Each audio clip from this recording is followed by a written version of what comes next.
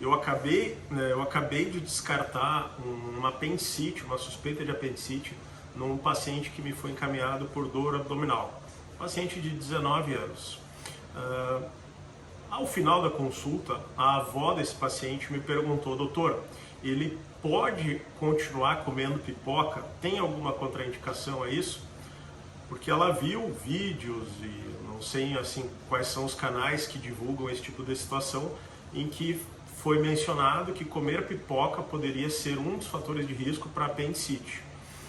Especificamente de pipoca, eu desconheço.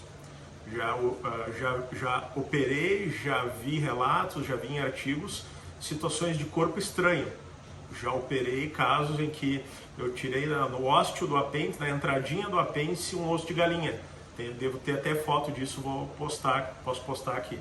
Mas especificamente da pipoca eu não tenho conhecimento. Só que não é uma coisa usual. A gente na medicina, a gente trabalha sempre baseado em artigos científicos, sempre baseado em informações. E essa questão da pipoca, eu vejo, já não é a primeira vez que me perguntam isso, até separei uma pergunta que nós recebemos pelo WhatsApp, isso gera muita desinformação nas pessoas. E eu fui, apesar de nem acreditar em que isso poderia ser verdade, eu fui numa base de dados agora de tarde, que é o UpToDate, procurar artigo referente à pipoca, ver se tinha algum vínculo, e não achei. Na verdade, o que se tem pelo site UpToDate, onde a gente tem é um site que tem muita revisão de artigo científico e coloca todos os temas da medicina conforme os mais atuais. A única menção que se tem à pipoca não é nem em artigo de apendicite, é em artigo de diverticulite, que é aquela doença que o Tancredo Neves acabou tendo. E isso desde 2008, onde foi lançado um artigo que avaliou a ingestão de nozes, castanhas, pipoca, como fator de risco para diverticulite, isso não se confirmou. Então essa é a única referência que eu achei nesse que é um dos melhores sites, talvez um dos maiores sites de revisão que a gente utiliza muito como base de dados. Eu não achei nenhuma referência à apendicite. Deve ser algum tipo de boato que está desinformando as pessoas. Então aqui os dois últimos artigos, olha, um que é de diverticulite, tá? Foi revisado no dia 20 de março de 2024.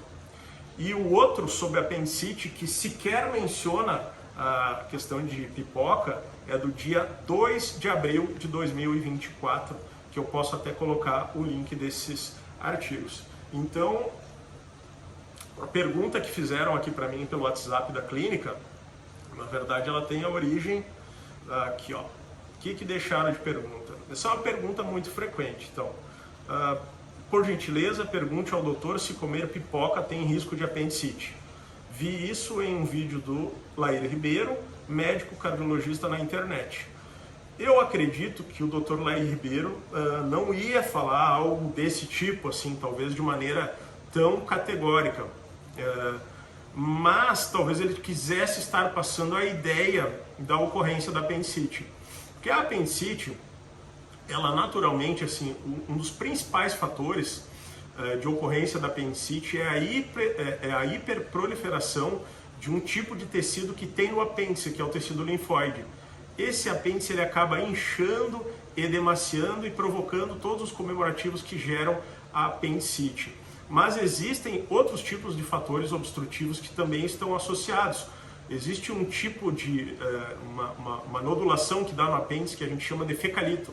O fecalito ele pode ocluir a circulação venosa, arterial do apêndice, a drenagem linfática, ele pode inchar, edemaciar e perder a sua vitalidade. E daí ocorre a apendicite, em linhas gerais. Corpos estranhos também estão descritos, às vezes cálculo da vesícula, pequenininho se for, pode ocluir o apêndice. Existem diversos ossos, né, que nem eu mesmo já tirei um osso de galinha de um paciente que era bem na entradinha, não chegava a entrar dentro do apêndice, era bem na entrada do apêndice. Eu devo ter imagens disso, eu vou colocar para ilustrar. Alguns tipos de cânceres também, tá? É muito comum ter essa referência a problemas de apendicite. Então, basicamente, a hiperproliferação do tecido linfóide é um dos principais fatores. A obstrução do lúmen do apêndice por fecalito, tá? Que seriam fezes endurecidas e calcificadas, tá? Alguns tipos de cânceres também estão associados e diversos tipos de corpos estranhos. Mas não existe um estudo especificamente para falar da pipoca.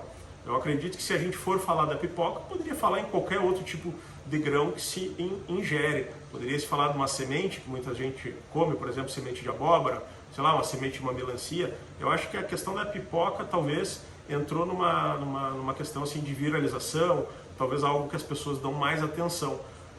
Parece às vezes uma coisa pequena falar sobre isso, mas a gente está num momento da medicina de acreditação em várias áreas, algumas principalmente.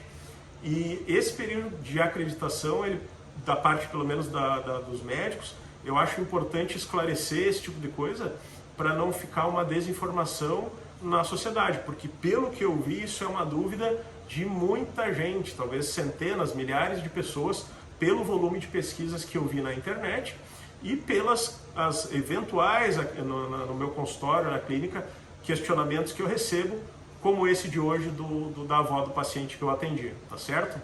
Então eu digo para vocês, comam as suas pipocas livremente, sem nenhuma restrição. Não existe evidência científica nenhuma que eu tenha conhecido sobre a pipoca especificamente para apendicite e nem para diverticulite, que é uma situação mais antiga, já bem documentada desde 2008, num estudo com quase 50 mil pessoas, tá certo? Muito obrigado.